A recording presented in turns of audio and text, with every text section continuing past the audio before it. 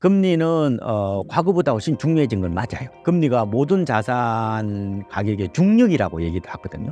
지금 부동산의 하나의 투자 상품화 됐기 때문에 금리 인하 효과는 크다. 다만 지금 실물 경기가 못 받쳐주죠. 그다음에 대출 규제도 같이 있기 때문에 금리 인하 하나만 가지고 시장을 바라보는 것은 굉장히 큰 오류에 빠질 수 있다 말씀을 드리고요.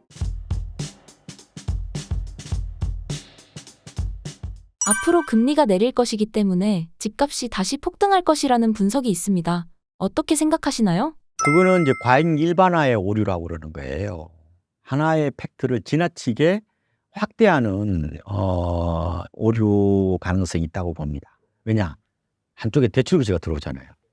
시장에서는 지금 한국은행이 새해 한 두세 차례 정도 금리를 인하할 거로 예상을 하고 있죠. 저희들의 표는 한 두 번 정도인데 지금 2024년 말에 이제 3%잖아요. 이게 아마 2.5% 정도로 낮아질 가능성이 있다고 보는데 지난번에 모건 스탠리인가 2.25%까지 그러니까 세 번 정도 낮출 거로 이제 예상을 하고 있는 건데 문제는 이게 7월에 스트레스 DSR 3단계가 시행이 된다는 거예요. 이렇게 보시면 돼요. 그러니까 금리라는 뭐예요? 유동성을 더 공급하는 거란 말이에요. 기차 타고 가다 보면은 이 창밖에 보면 뭐가 있어요? 이게 벼들이 자라고 있죠. 벼는 기본적으로 논에서 키우기 때문에 물이 잘 들어와야 돼요. 근데 밭은 이제 물이 그렇게 많지 않아도 어느 정도 자라거든요. 그러면 보세요. 그러면 금리를 낮춘다는 것은 유동성이 늘어나는 효과가 있단 말이에요. 논에 물이 더 들어가도록 물꼬를 이렇게 트는 거예요. 그죠? 그럼 뭐가 더 잘 자라겠죠. 근데 한쪽에서 뭐냐? 이게 대출 규제를 한다는 것은 논에 물이 못 들어가게끔 막아버리는 거예요. 그러니까 돈줄을 재는 효과가 있다는 거죠. 그래서 제가 이 두 가지의 시속 게임이라고 말씀을 드리는데 이렇게도 볼 수 있어요. 수영장으로 비유해 볼까요? 금리나는 수영장이에요. 약간 더운 물을 집어넣는 거예요. 그러면 이제 좀 따뜻하니까 왜? 겨울에도 좀 이렇게 수영 많이 하겠죠. 근데 대출 규제는 뭐예요? 거기다가 찬물이 아니라 얼음물을 집어넣어 버리는 거예요. 어때요? 놀래라. 그리고 나올 것 같죠? 안 나와요. 있는 사람은 안 나와. 신기루 안 들어간단 말이에요. 차가워가지고. 그런 두 가지 효과가 있기 때문에 금리 하나만으로 부동산 시장을 바라보는 것은 굉장히 위험한 생각이에요. 왜? 다른 변수까지도 고려를 해야 돼요. 이게 이제 선형적 사고방식이라고 그러거든요. 1차원적 사고방식이라는 거예요. 물론 금리가 중요합니다. 금리는 과거보다 훨씬 중요해진 건 맞아요. 그래서 금리가 모든 자산 가격의 중력이라고 얘기도 하거든요. 중력. 그리고 지금 부동산의 하나의 투자 상품화 됐기 때문에 금리 인하 효과는 크다. 다만 지금 실물 경기가 못 받쳐주죠. 그다음에 대출 규제도 같이 있기 때문에 금리 인하 하나만 가지고 시장을 바라보는 것은 굉장히 큰 오류에 빠질 수 있다 말씀을 드리고요. 그리고 또 하나 보셔야 될 게 주택담보대출 주담대의 고정금리 비중이 많아졌다는 부분도 고려하셔야 돼요. 고정금리가 많아지면 어때요? 이미 고정으로 빌렸잖아요. 그죠? 변동금리가 아니란 말이에요. 그러면은 금리 인하 효과가 조금 뭐예요? 당장은 안 나타나고 조금 거리를 둬요. 그래서 2024년 10월 현재 우리가 잔액 기준 고정금리 비중이 65.7%예요. 요게요. 2013년에 23%밖에 안 됐어요. 많이 올라온 겁니다. 신규는 지금 어느 정도가 고정금리냐면은 89.3%예요. 지난번에 90% 훨씬 넘었는데 조금 떨어졌는데 어쨌든 그 점도 좀 감안을 해야 되고요. 그래서 금리 하나 보지 마시고 그러니까 다른 변수랑 같이 보면서 밸런스를 좀 지켜야 돼요. 우리가 잘못하면은 하나만 보고 전체 의사결정을 해버리는 상황이 생길 수가 있다. 이렇게 좀 말씀을 드리고 한편으로 금리를 낮춘다는 것은 경기가 안 좋기 때문에 그러는 거예요. 반드시 금리 하나만으로 모든 걸 설명하시면 안 된다. 이게 이제 우리가 이제 범하기 쉬운 오류 중에 하나인데요. 맥락적 사고를 하셔야 돼. 텍스트가 금리 인하죠. 이거보다는 컨텍스트를 더 중시하라 이런 얘기를 합니다. 맥락이죠, 맥락. 그래서 너무 하나만 가지고 모든 걸 바라보려는 그런 환원주의적 사고방식은 굉장히 위험하다 말씀을 드리고요. 다만 새해에 좀 더 눈여겨볼 만한 지수라면은 저는 M2를 좀 말씀을 드리고 싶습니다. M2가 시중에 풀린 총 통화량을 말하는 건데요. 일반적으로 제가 금리를 낮추면은 M2가 늘어난다 말씀을 드렸는데 그 증가 속도가 어느 정도 되는지를 좀 보셔야 돼요. 일본의 사례를 제가 말씀을 드릴게요. 일본이 이제 보통 우리가 떠올리는 이미지는 뭐예요? 부동산, 뭐 버블 붕괴, 잃어버린 30년 이런 얘기를 하는데 아베 정부 때 이른바 아베노믹스를 통해서 유동성을 퍼부었죠. 그때 당시에 일본 집값을 보시면은 우리가 좀 시사하는 바가 좀 있어요. 아베노믹스는 일본의 2차 이제 아베 신조 내각 시절 말하는 건데 2012년 12월부터 2020년 9월까지예요. 약 한 8년 정도 되는 겁니다.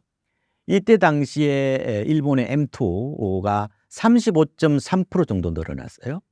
근데 그 이전 8년 동안에 M2 증가율은 한 19% 정도 되었으니까 한 1.8배 더 늘어났다고 보면 되죠. 통화량이 늘어나니까 일본이 이게 꿈틀도 안 하던 하락만 하던 집값이 반등을 하기 시작합니다. 그래서 이 8년 동안에 일본 주택 가격이 얼마 정도 올랐냐면은 약 16.3% 올랐어요. 우리나라 주택 가격이 같은 기간 동안에 18.8%, 이때 KB 전국 주택 가격입니다. 그거하고 별로 안 차이 나요, 그죠? 그래서 실제로 일본이 보면은 인구가 2011년부터 줄었거든요. 그러니까 아베 정부는 인구 줄고 나서 한 2년 정도, 그죠? 2년 정도 이후에 이제 집권했다고 보면 되죠. 왜냐하면 2012년 12월이니까 인구는 2011년 1월부터 줄었으니까요. 약간 뭐 횟수로 따지면 1년이지만 뭐 이렇게 만으로 따지면 거의 2년 가까이 되는 거잖아요. 일본 인구가 지금까지 한 366만 명 정도 줄었습니다. 많이 줄었죠. 그럼 지금까지 폭락이 와야 되잖아요. 그렇잖아요. 근데 물론 이제 고점 대비해서 보면은 여전히 한 20% 정도 낮아요. 그러니까 요렇게 됐다고 보면 돼요. 그러니까 푹 떨어졌다가 인구가 줄기 시작할 때 그게 바닥이었고 아베노믹스가 시작이 될 때 그때란 말이에요. 근데 이게 오히려 쭉 올라왔단 말이에요. 근데 여전히 고점 대비해서 낮다 이렇게 보면 되죠. 그만큼 유동성이 어떻게 보면 부동산 시장의 중요한 어떤 요소다 이렇게 보시면 되죠. 그래서 M2 증가율이 갑자기 늘어난다면은 집값도 어떻게 보면은 반등세를 볼 수 있다. 그리고 아까 M2가 많이 늘어나면은 그때 또 갭 투자가 생길 수도 있고 또 순환배가 나타날 수 있단 말이에요. 이게 돈이 많이 풀린다는 거예요. M2가 늘어난다는 것은. 그래서 부동산 시장이라는 게 어떻게 보면 하나의 변수만 가지고 논하기가 굉장히 어려운 것 같아요. 근데 저는 이제 꼭 좀 여러분에게 드리고 싶은 말씀은 M2 증가율을 좀 보시라는 거예요. 이게 이제 10%를 넘어가면은 굉장히 돈이 많이 풀린다는 걸 의미하기 때문에 그걸 좀 주의 있게 보시라는 말씀드리고 한국은행 홈페이지 가면 누구나 다 볼 수 있어요. M2 증가율에 좀 더 주목하라.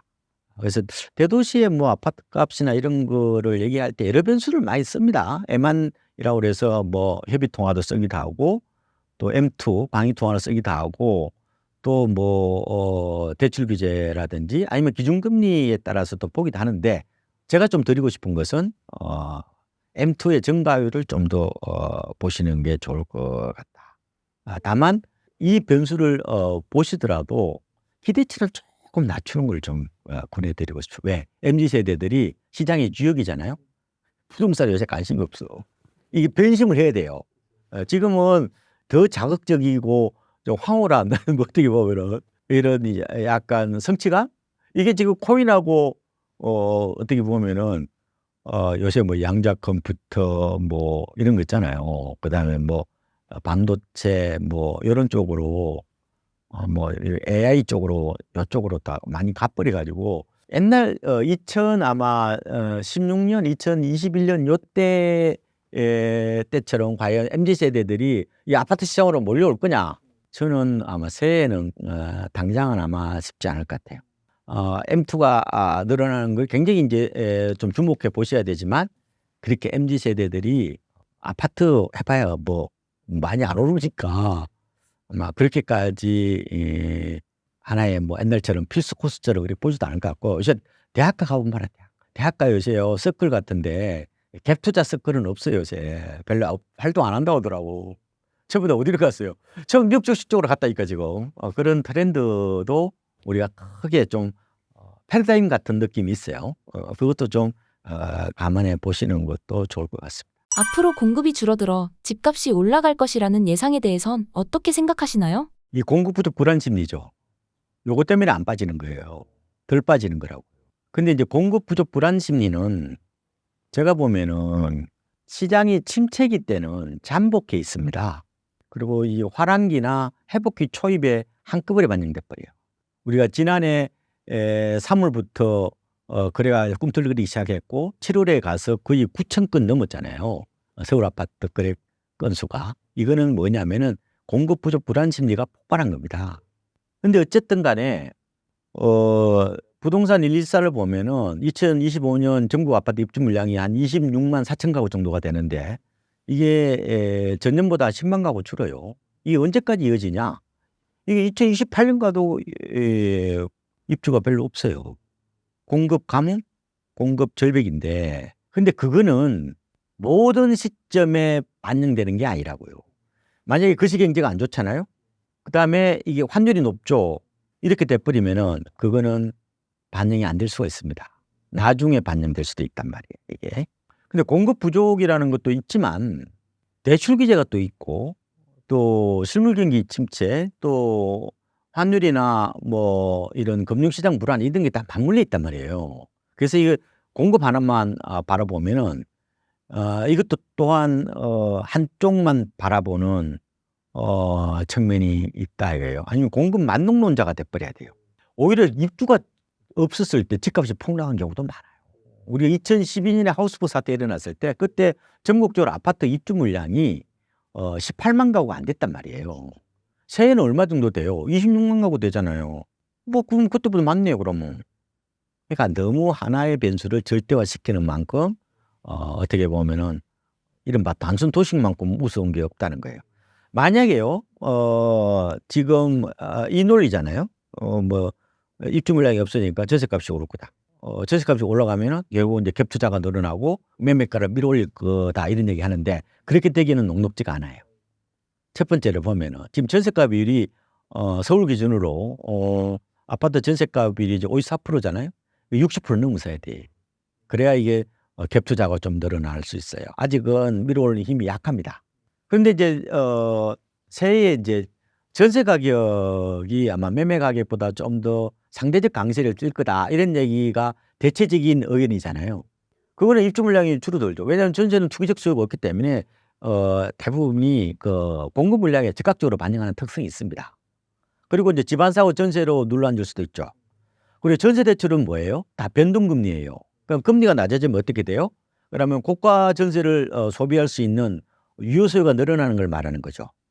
그러면은 매매보다는 확실히 전세 쪽이 좀 더 오를 수 있다 이렇게 보는 건데 이런 전망들은 대부분이 정규 분포 안에 있다는 전제 하에서 그런 거예요. 그러니까 우리나라 경제가 위기로 가지 않고 그냥 침체 정도 혹은 좀 위축 정도 1% 경제 성장률 요 정도 2% 갔다가 1% 정도 그냥 낮아진다는 이 전제하에서 보는 거예요. 만약에 큰 위기가 와버리면은 오히려 매매보다 전세가 더 빠집니다. 우리가 실제로 보면은 외환위기 때도 매매보다 전세가 더 빠졌고요.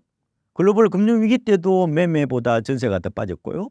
2022년 미국발 고금리 쇼크로 집값이 폭락 올 때도 매매보다 전세가 더 빠졌어요. 왜? 전세는 기본적으로 취약한 사금융이에요.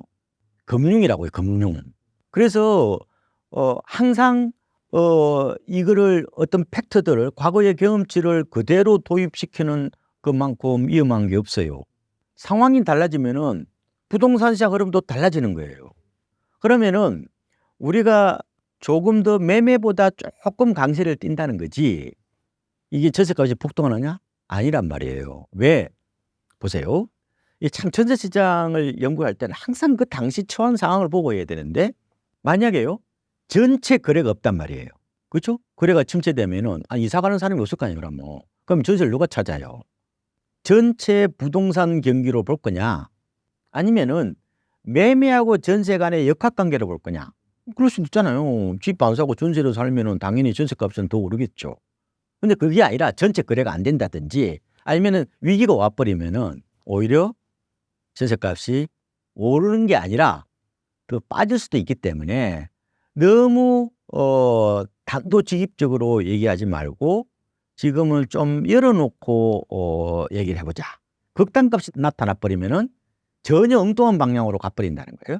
물론 그렇게 안 갔으면 좋을 것 같고 저도 그렇게 그냥 합리적인 어떤 그런 상식 내에서 전망을 한다면은 매매보다는 전세가 약간 좀 더 강세를 띌 거다라고 하지만 극단값이 나타나 버리면은 전혀 엉뚱한 방향으로 통계치가 나올 수도 있다. 그래서 우리가 항상 너무 경직된 어떤 그런 분석보다는 좀 열려있는 오픈 마인드가 중요한 거고 모든 전망들은 다 정규분포 안에 말하자면 우리가 어느 정도 예측 가능한 범위에 들어왔을 때에 나타나는 거지 그렇지 않으면은 전혀 엉뚱한 방향이 될 수 있다는 것도 아마 여러분들이 한번 되새기는 게 좋을 것 같습니다. 앞으로 일기 신도시 재건축 등은 어떻게 진행될까요? 일기 신도시는 뭐 여야 합의로 진행되는 거기 때문에 뭐 그거는 저는 뭐 큰 흔들림 없이 진행이 될 것 같습니다. 선도지구 발표했죠. 그래서 선명성 경쟁이라고 그러거든요. 이제 우리가 잘할 거야 이런 식으로 앞다투어서 뭐 추진을 할 것 같아요. 금리가 낮아지면은 일종의 사업성이 좀 좋아지거든요. 그리고 이제 건축비 오름세도 주춤해지고 있어서 좀 더 개선될 거다 이렇게 보고요. 다만 속도가 쭉 뻗어나가지는 못할 겁니다. 88 대책 때 재초안이라고 그래서 재건축 초과입 환수제에 따른 부담감을 폐지한다고 그랬잖아요. 지금 국회 문턱을 못 넘고 있는데 결국은 이게 폐지되지 않은 한 완공 단계에 가서는 또 속도 조절을 할 겁니다. 근데 재건축은 우리가 보면은 기본적으로 시장 논리를 통한 주거환경 개선 사업이에요. 재테크 사업이라는 거죠. 그러니까 이게 우상향에 대한 기대치죠. 이게 가파를수록 사업을 더 좀 빨리 하고 속도가 난다는 거죠. 그러면은 잘 생각해 보십시오. 그러면 일개 신도시 내에서도 희비가 갈리겠죠. 그러면 이게 사업비 어디 조달할 거예요? 결국 일반 분양에서 그 분양 수익을 통해서 사업비를 조달하는 거잖아요. 그러면 건축비는 똑같아요. 3.3제곱미터당 900만 원이요? 그러면은 분양가를 높게 받으려면 거기다가 뭘 얹어야 돼요? 땅값을 얹어야 되는 거잖아요. 그러니까 땅값이 싼 곳이 사업성이 좋은 거예요. 결국 차이는 땅값이니까. 그래서 이제 분당하고 일부 뭐 지역들 빼고는 저는 아마 그렇게 쉽지는 않은 것 같아요. 서울 강남도 지금 재건축이 휘청거리고 있는데 과연 그렇게 쉽게 되겠느냐. 장기 사업이라고 생각하시면 일단 되지 않을까 이렇게 보고 있고 특히 MZ세대들이 지금은 몬테크보다는 얼죽시인 쪽으로 이렇게 가버렸잖아요. 그런 상황에서는 요새가 재건축이 하나의 재테크 상품으로 테마화되기에는 시대 환경이 혹은 주거 트렌드 이런 게 녹록지 않다. 이런 말씀도 좀 드리고 싶습니다.